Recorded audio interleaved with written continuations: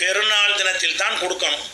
இந்த 3 நாள் கொடுக்கணும் என்பது தவறு என்பதை நிறைய துல்ஹஜ் மாதத்தினுடைய 10ஆம் நாள் யௌமுன் நஹர் என்று அழைக்கப்படுகிற அந்த ஒரு நாள் மட்டும்தான் குர்பானி கொடுப்பது நபி வழியாகும். புதுசா ஒரு கருத்தை நுழைச்சிருக்கிறாங்க. ஏன்னா ஏதாவது ஒரு வகையில் பேசப்பட்டுக்கிட்டே இருக்கணும், அவ்வளவு மற்றவங்க நம்மளை பத்தி பேசணும் அப்படிங்கிறதுனால அவங்க ஏதாவது ஒன்று சொல்லிக்கிட்டே இருக்கிறது. எந்த அளவுக்கு வந்துட்டாங்க அப்படின்னு சொன்னா, இந்த பெருநாளைக்கு அடுத்து 2 நாள் 3 நாள் அதெல்லாம் கிடையாது. பெருநாளைக்கு மட்டும்தான், பெருநாளுக்கு மட்டும்தான், அடுத்த நாளும் கிடையாது அப்படிங்கிற ஒரு புது தத்துவத்தை சொல்லி கருத்து விட்டு இருக்கிறாங்க. அப்படிலாம் கிடையாதுங்க. ஏன்னு கேட்டா இறைவன் குர்ஆன்ல சொல்றான், ஃபீ அய்யாமின் மஅலூமாத்தின் அலாமா ரஸகஹும் மின் பஹீமத்தில் அன்ஆம். குறிப்பிட்ட அறியப்பட்ட நாட்களிலே நீங்க உதஹியா கொடுங்க, குர்பான் கொடுங்கன்னு வச்சுக்கிறீங்க. உதயாங்கிற வேணாம், இல்ல குர்பான் உதயங்கிற வார்த்தை அந்த வசனத்துல இல்ல, குர்பான் கொடுங்க குறிப்பிட்ட நாட்கள். குறிப்பிட்ட நாட்கள் என்கிறது பன்மை. பெருநாள் அன்னைக்கு மட்டும் சொன்னா எப்படி அது ஒருமையாச்சுல? யௌமின்ல சொன்னால யௌமின் மஅலூமின் அறியப்பட்ட நாள் அப்படின்றாங்க. அய்யாமின் மஅலூமா அறியப்பட்ட நாட்கள் என்றான். நீங்க பெருநாளுக்கு மட்டும்தான் சொன்னா அப்ப குர்ஆன் வசனம் சரியா பொருந்தா போயிருமே. நாட்கள் வந்ததுதான் பெருநாள், அதற்கு அடுத்துகிற நாட்கள், அப்பதான் அய்யாமு மஅலூமாக்கள் அல்லாஹ் சொன்னதிலே பொருந்தும். இப்ப என்னண்டா, இப்ப வசனத்துக்கு வர முடியாதுல்ல, இருந்தாலும் அந்த கூட்டம் ஒரு விளக்கம் சொல்லுது, இது நம்ம உதவியா கொடுக்கறதுக்கு அல்ல. இந்த ஆணிமாரெல்லாம் போயிருக்கிறாங்கல்ல மக்காவுக்கு, அவங்க உதவியா கொடுப்பாங்கல்ல, அவங்களுக்கு தான் அப்படி பெருநாளைக்கு கொடுக்கலாம், அதுக்கு அடுத்த சில நாட்கள் 3 நாட்கள் கொடுக்கலாம். அதுதான் அய்யாமு மஅலூமா சொன்னது ஹாஜிகளுக்கு. அங்கதான் நம்மை போன்றவர்களுக்கு அல்ல. ஏங்க இப்படி சொல்லுங்க?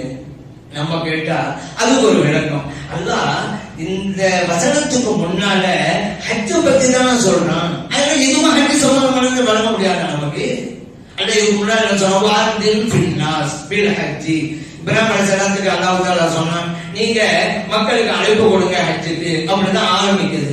அப்ப ஹஜ்ஜை பற்றி வரும்போது தானே அய்யாமின் மஅலூமாத்துங்கிறான். அப்ப அதுவும் ஹஜ் சம்பந்தமானது தானே. நம்ம இங்க கொடுக்குற உதவியா இது எப்படி நீங்க பொறுத்துறீங்க அப்படின்னு ஒரு சில செய்தி கேட்கிறாங்க. சரி, தொடர்ந்து வாங்க, அதையும் தொடர்ந்து வரணும்ல. அவங்க கேட்ட மாதிரி பொருந்தாங்க நம்மளும் பார்க்கணும்ல. ஆனா ஹஜ்ஜுக்கு பொருந்தது அல்லாஹ் சொல்லிவிட்டா அது நமக்கும் அவங்களுக்கு மட்டும்தான், நமக்கு இல்ல அப்படிங்கிறாங்கல்ல. அங்கேயும் உடவிட்டு போகுது. ஏன் தெரியுமா? இப்ராஹிம் அலைஹிஸ்ஸலாம் பார்த்து அல்லாஹ் சொன்னான் மக்களை கூப்பிடுங்க அப்படின்னு. அதுக்கு அடுத்து அல்லாஹ் சொன்னா, நீங்க கூப்பிட்டீங்களாக்கா எழுத்துக்க லிஜாலன், அவங்க எல்லாம் வருவாங்க, நீங்க ஹஜ்ஜி செய்து வருவாங்க, நடந்து வருவாங்க.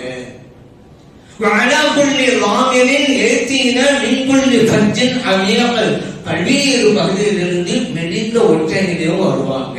அல்லாஹ் சொல்லலாம், அல்லாஹ் சொல்லிட்டு அது அப்படித்தான் சொன்னா, இதையும் அல்லாஹ் சொல்லிட்டாலும் அப்படியே பின்பற்றுங்க, நடந்து போங்க. அதான் அல்லாஹ் சொன்னதுதானே. இல்ல அந்த நீங்க மட்டும் சொன்னதுங்களா? குர்ஆன்ல அந்த நீங்க மட்டும் இறங்கினதா? அந்த காலத்து மக்கள் மட்டும் இறங்கினதா? அல்ல நாமக்கல் வரைக்கும் இறங்கினதா? நாமக்கல் வரைக்கும் இறங்கினதானங்க. வெளியில ஒட்டையில போனீங்க, வெளியில போறீங்க, அல்லாஹ் சொல்லிட்டு அப்படியே செய்யணும். செய்கிறேன் அதே இருக்க மாட்டேங்கிறீங்க. இங்க மட்டும் அல்லாஹ் ஹஜ் சம்பந்தமானதான் சொல்லியிருக்கிறான், அதனால அங்குள்ளவங்க தான் நம்ம விளங்கணும் அப்படிங்கிறாங்க.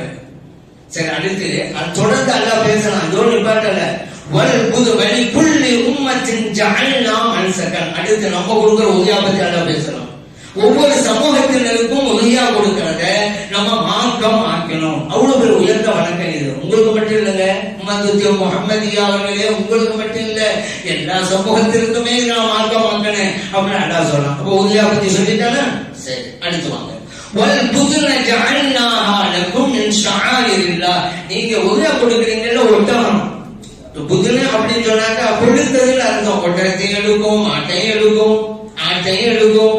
அல்லாஹ் பொதுவா புதுன இதுக்கு பல விளக்கங்கள் இருக்கு. ஆனா அதை வெளிப்படையை பார்த்தா ஒட்டகம் தான். அல் பதனத்துன்னு சொன்னா ஒட்டகம் தான். சரி, எந்த அர்த்தமா இருந்தாலும் இதை இறைவனுடைய அடையாள சின்னமாக ஆக்கணுங்கிறான் அல்லாஹ். எதை ஒட்டகம்? இப்ப நம்ம சொல்ல ஒரு ஆள் கேட்கிறாரு, அல்லாஹ் தஆலா உதவியா சப்ஜெக்ட்ல தான் ஒட்டகத்தை இறைவனுடைய அடையாள சின்னங்கள் சொன்னா, அதனால ஹாஜிகள் எல்லாம் அவங்க கொடுக்குறாங்களே, அது இறைவன் அடையாள சின்னம் அல்ல. ஏன்னா உதவியாவுக்கு பிறகுதான் இது சொல்லியிருக்கிறான். அங்க சொன்னது அங்கதான் சொன்னா, இங்க உள்ளது இங்கதான் நம்மளும் சொல்லலாம்ல. அடுத்து அல்லாஹ் சொல்றான் பாருங்க, வகதாலிக சஹர்னாஹா லகும், இந்த பிராணிகளை எல்லாம் உதயா கொடுக்குறீங்கல்ல, அந்த பிராணிகளை உங்களுக்கு நாம் வசப்படுத்தி கொடுத்தோங்கிறான். எங்க உதயா சப்ஜெக்ட்ல. அதனால ஒரு ஆள் சொல்றாரு, நமக்கு வசப்படுத்தி தந்தது நம்ம உதவியா கொடுக்குற பிராணிகளை தான். இந்த ஹஜ்ஜுக்கான அங்க கொடுக்குறாங்க அதல்ல. ஏங்க அப்படி சொல்றீங்க? அல்ல உதவியா சம்பந்தப்பட்ட மேட்டரை தானே வசப்படுத்தி கொடுத்தோங்கிறான். ஆனா இங்கெல்லாம் போறது அங்க பொருந்தாது என்று சொன்னா நாம் சரியா இருப்போமா? அதே அதுக்கு இன்னும் தொடர்ந்து வாங்க, தொடர்ந்து பேசலாம். நீங்க உதவியா கொடுக்குறீங்களே, அதனுடைய இரத்தமோ மாமிசமோ இறைவனை போ அடைவதில்லை. வலாக்கின் என்னாலும் தக்குவா, அது உங்களிடம் இருக்கிற அந்த தக்குவா தான், எதை எச்சம்தான் அல்லாஹ் போய் சேருகிறது என்று அல்லாஹ் தலைவரா சொல்றான். ஒரு நாள் அங்கே வந்தாரு, அவர் என்ன சொல்றாரு, நீங்க உதவியா கொடுக்குறீங்கல்ல, அதுதான் அல்லாஹ்வோட போய் சேராது, தக்குவா தான் போய் சேரும். ஏங்க ஆட்சியர் அங்க கொடுக்க அதுல ஏன் இது உதவியா பற்றி உள்ள மேட்டை சொல்லும் போது அல்லாஹ் அந்த வசனத்தை சொல்லி இருக்கிறான் என்று ஒருவர் சொன்னால் அது சரி எப்படி இருக்கலாம் இல்லையா, அல்ல மறுப்பு இருக்கலாம்? ஏங்க சம்பந்தம் எல்லாம் அறுப்பு சம்பந்தமா வருகிறது. இங்க உள்ளது அங்க பொருந்தும், அங்க உள்ளது இங்க பொருந்தும். இதை கூட விளங்க தெரியாதா? ஆய்வு என்ன அப்படியே நான் சொல்லுவேன் அப்படின்னா அஞ்சு பேர் ஆய்வா? ஆய்வுகளும் பொருத்தி பார்க்கணும். அங்க என்ன இருக்கு இங்க என்ன இருக்கு, அப்படியான ரெண்டையும் இணைத்தால் எப்படி, அதுதான் ஆய்வு. அங்க அப்படி வந்திருக்கு அதனால அதுதான். அப்ப இதோட அப்படி வந்திருக்கு அதனால உதவியாகத்தான் உதவியா. அப்ப இதுல என்ன புரியுது, ஏதாவது ஒரு சொல்றதுக்காக தான் சொல்லியிருக்காங்க. சரி, இன்னும் இதோட உடல அடுத்து எதுக்கு பாருங்க. இப்போ இன்னொரு கேள்வி, யௌமுன் நஹருக்கான 10வது நாள். யௌமுன் நஹர் அர்த்தம் அறுத்து பலியிடுற நாள். அப்ப அந்த அன்னைக்கு தான் அறுத்து பலியிடுறானே. 2வது நாள் யௌமுன் நஹர்டா பேர் இருக்குது, அந்த அன்னைக்கு தானே இருக்குது. ஒரு தத்துவம் பேசுறாங்க. அடுத்து நம்மளே ஒரு அடுத்து எதுக்கு பாருங்க. இப்போ இன்னொரு கேள்வி, யௌமுன் நஹருக்கான 10வது நாள். யௌமுன் நஹர் அர்த்தம் அறுத்து பலியிடுற நாள். அப்ப அந்த அன்னைக்கு தான் அறுத்து பலியிடுறானே. 2வது நாள் யௌமுன் நஹர்டா பேர் இருக்குது, அந்த அன்னைக்கு தானே இருக்குது. ஒரு தத்துவம் பேசுறாங்க. அடுத்து நம்மளே ஒரு கேள்வியில இது அடிபட்டு போச்சு. என்ன தெரியுமா? உதவியா தானே. உதவியாக என்ன அர்த்தம்? துஹா நேரத்தில் நிறைவேற்றுவது. இப்ப என்ன செய்யுங்க? அப்ப அதனால யௌமுன் நஹர் பெருநாள் தினத்தன்று கூட காலையில தான் கொடுக்கணும், மாலையில கொடுக்க கூடாது. ஒரு சொல்றாரு, ஏங்க உதவியா தானே இது பேரு. உதவியான அர்த்தம் துஹா நேரத்தை கொடுக்கறது தானே. நீங்க சாயங்காலம் கொடுத்தா அது துஹா நேரமா? அதனால 10 அன்னைக்கு காலையில மட்டும்தான் கொடுக்கணுங்கிறாரு. அவரும் ஒரு ஆய்வு பண்றாரு. சரியாமா? இதெல்லாம் ஒரு விவாதமா யௌமுன் நஹர் பேர் வந்துருச்சு.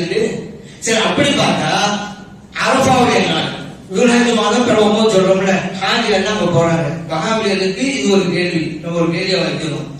அரஃபா அன்னைக்கு பகல்ல தங்குவாங்க ஹாஜிகள். ஒரு ஹாஜி பகல்ல தங்கல, நைட்ல தான் போய் தங்கல. அதான் பிடிக்க பெருநாள். ஹஜ்ஜு கூடுமா?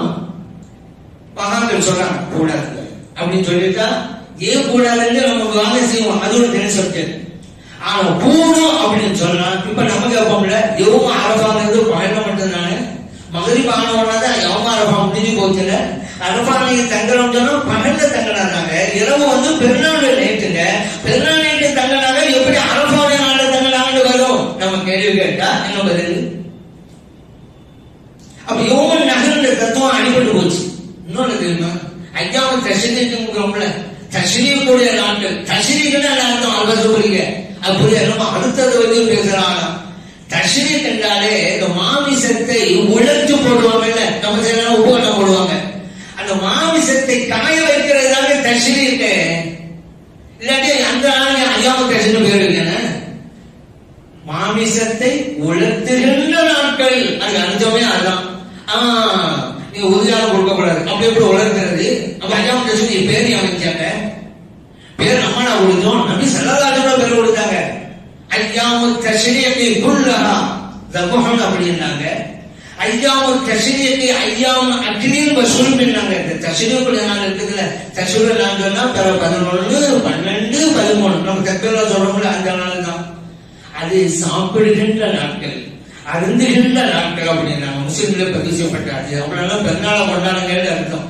இப்ப 3 நாளைக்கு அடுத்து 3 நாளைக்கு அது அடுத்ததாங்க நம்ம பெருநாள். அதை அறுக்கக்கூடாது அப்படிங்கிற நம்ம பெருநாள். சரதாசனம் சொல்றாங்க அது பெருநாள். நோக்கத்தை கூட தடை செஞ்சிருக்காங்கல்ல. பெருநாளைக்கு அடுத்து 3 நாள் வருது தச்சிருக்காங்க. நோக்கத்தை வேணாங்க பெருநாள்ங்கிறதுனால சாப்பிடணும். அருந்திருந்த நாட்கள் குர்பானி உதயானம் கொடுத்தா தானே சாப்பிட முடியும். மகாபேரு சொல்லுவாங்க இந்த பெருநாளைக்கு கொடுத்தீங்கல்ல அது 3 நாளைக்கு சாப்பிட்டுட்டே இருக்கு அப்படின்னுங்கிறாங்களா. சரி பெருநாளைக்கு உதயா கொடுத்தோம் எல்லாரும் கொடுத்து முடிச்சிருந்தாலும் அவரு சாப்பிட்டாரு இல்ல. அப்ப இந்த 3 நாட்கள் என்ன செய்வாரு அவரு? சரதான் சொல்லிட்டாங்க உண்ணுகின்ற நாட்கள் அருந்துகின்ற நாட்கள்.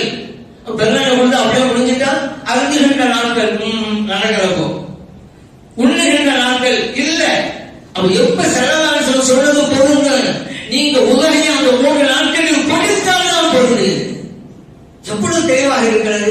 அஞ்சாவது மாலுமாத்து ஹஜ்ஜுக்குன்னு இருக்கிறான். அப்ப இந்த ஹஜ்ஜுக்கு என்ன செய்யறது? சரி நம்ம சல்லல்லாஹு சொல்றாங்க அய்யாம தஷ்ரீக்கு குல்லுஹா குர்ஆன். தஷ்ரீக்குடைய எல்லா நாட்களும் அறுத்து பலியிடுகிற நாட்கள். அமதில் இருக்குதுல நீங்க வாழாதீங்க ஒரு பதில் வச்சிருப்பாங்க இருக்குது. அந்த ஐப்பான அஜீது ரொம்ப ஐப்பான அஜீதியெல்லாம் பின்பற்றது இல்ல வாழ்க்கையில அப்படின்னு நினைச்சிட்டு இருக்காங்க. அன்றாட தொழுகையில நெஞ்சுக்கு மேல கை கட்டுறாங்க. பக்க பலவீனமான அஜீதுங்க. எத்தனை சொல்லிட்டோம் பலவீனமான அஜீதை வச்சுக்கிட்டு நீங்க நெஞ்சில கை கட்டுறீங்க.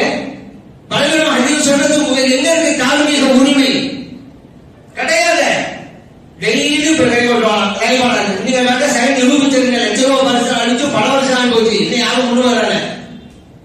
அப்ப அப்படி இருக்கும்போது நீங்க பலவாடி வச்சு அமல் செஞ்சுட்டு இருக்கும்போது மத்தவங்க செஞ்சாங்க அது பலவீனம் தட்டுறதுக்கு செய்கிற வழிகள். அதனால நபி ஸல்லல்லாஹு அலைஹி வஸல்லம் அவர்கள் சொன்னதின் பிரகாரம் நம்ம செய்யணும். யா ரசூலல்லாஹ் யா ரசூலல்லாஹ் யா ஹபீபல்லாஹ் யா ஹபீபல்லாஹ்